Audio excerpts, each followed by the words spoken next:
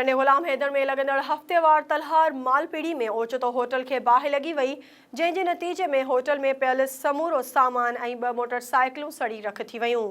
मालपीड़ी में मौजूद माण्हुनि तलहार मां पहुतल फायर ब्रिगेड गाड़ी बाहि ते कंट्रोल करे वरितो। सिंध तरक्की पसंद पार्टी के अगवान डॉक्टर कादिर मक्सी नवाब शाह बार में वकीलन से खिताब कंदे चयो त पाकिस्तान की आइन मुताबिक आदमशुमारी हर 10 साल खां पोइ करणी आहे त पोइ अहिड़ी कहिड़ी जल्दी आहे। जॾहिं त 2017 में आदमशुमारी थी हुई त 5 सालन खां पोइ छो कराई पई वञे। हुन चयो त सिंध में काफ़ी अहिड़ा इलाइक़ा आहिनि जेके बरसातुनि सबबि तबाह थियल आहिनि ऐं माण्हू लॾ पलाण करे हलिया विया आहिनि त उन्हनि जी आदमशुमारी कीअं कराई वेंदी। हुन चयो त पाकिस्तान जो नेटवर्क सिस्टम एॾो त कमज़ोर आहे त उहे डिवाइसिस कीअं कमु कंदियूं जिन ते हू आदमशुमारी करे रहिया आहिनि। उन चयो त ही जेका डिजिटल आदमशुमारी कराई पई वञे उहा असांखे मंज़ूर न आहे ऐं सिंध हुकूमत नाअहल आहे।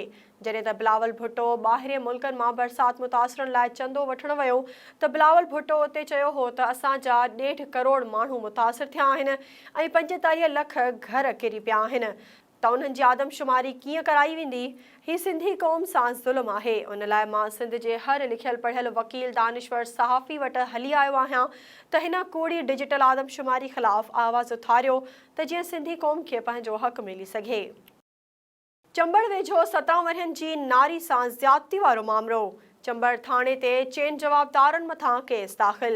चंबड़ जे ॻोठ वरियाम सोलंगी में राति चेन जवाबदारनि पोरियत विक्यो सोलंगी जी 17 वरहनि जी धीअ तस्लीम सोलंगी सां मुबैना ज़्यादती कई वई।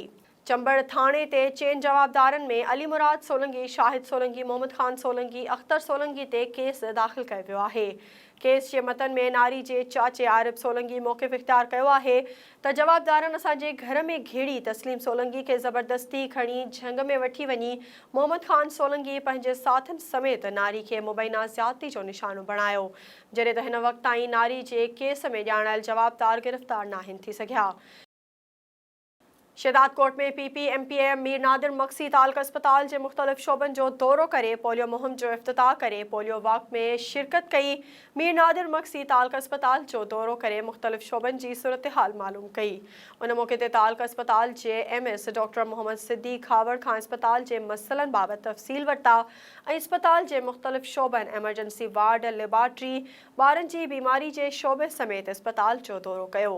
उन मौके ते मीर नादिर मक्सी चयो त अस्पताल के मसलन बाबत तव्हां लिखत में ॾियो जेके मसला असेंबली में पेश करे हल कराईंदसि। हुन चयो त शहदाद कोट सिंध बलोचिस्तान जे सरहदी दंग ते तमामु वॾी आबादी रखंदड़ शहर आहे, तंहिं करे हितां जे अस्पताल में तमामु घणा मसला आहिनि जिन खे हल कराइण जी हर मुमकिन कोशिशूं वठंदसि।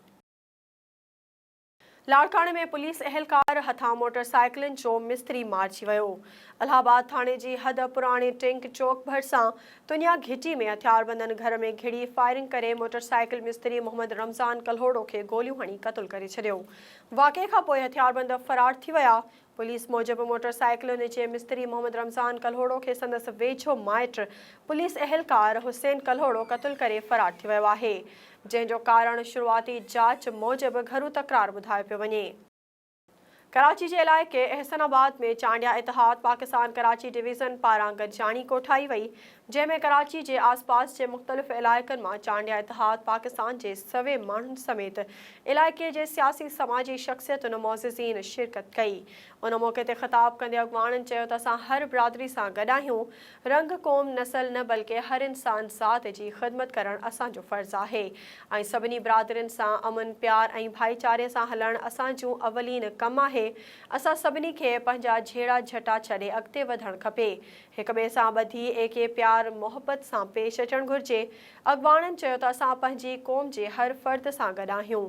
ग़रीब हुजे या अमीर, हर कंहिं जे हक़ लाइ जाखोड़े किरदारु अदा कबो। खलीफ़ो कासिम खां 12 किलोमीटर पंध करे क़ौमी अवामी तहरीक जो प्यादल मार्च पंगिरियो प्रेस क्लब अॻियां पहुतो। क़ौमी अवामी तहरीक पारां मर्कज़ जे ॾिनल सॾ ते डिजिटल आदमशुमारी महांगाई दरिया तेल धाड़े ख़िलाफ़ प्यादल मार्च कयो। क़ौमी अवामी तहरीक जे ज़िले अॻवाननि सावल गुपांग इब्राहिम हिंगोर जो असगर नोतकाणी गुल हसन चांडियो हसन दर्स जी अॻवानी में सवे कारकुन प्यादल मार्च करे पंगिड़ो प्रेस क्लब पहुता, जिते अॻवाननि ख़िताब कंदे चयो त सिंध ख़ातिर क़ौमी अवामी तहरीक सॼी सिंध में पुरअमन एहतजाज करे रही आहे। असांखे मौजूदा डिजिटल आदमशुमारी क़बूल नाहे, जंहिंमें सिंधियुनि खे घटि ॾेखारे हुननि खां हक़ हुक्मरानी ऐं वसीला खसण जी कोशिश कई पई वञे।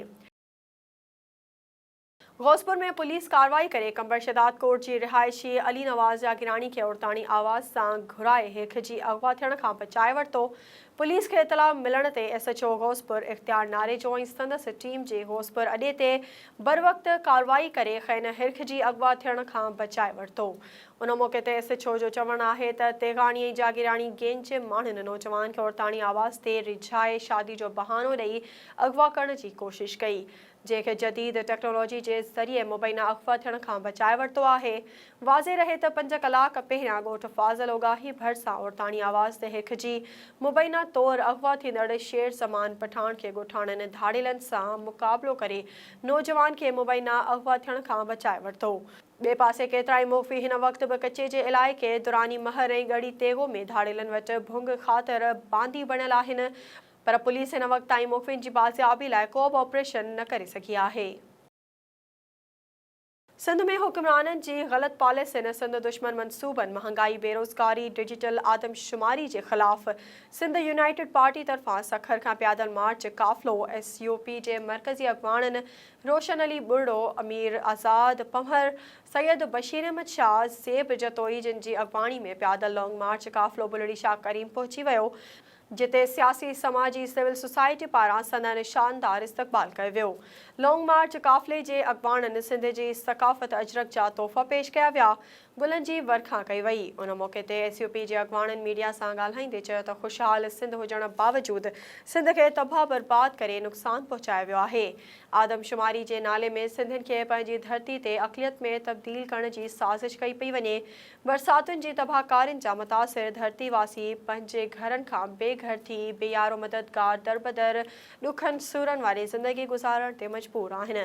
सिंध जी अवाम जे ॾिनल वोट सां पीपल्स पार्टी न सिर्फ़ वेसा घाती कई आहे, पर सिंध दुश्मन मंसूबनि में शामिल थी सिंध सां थींदड़ नाइंसाफ़ियुनि जो हिसो रही आहे।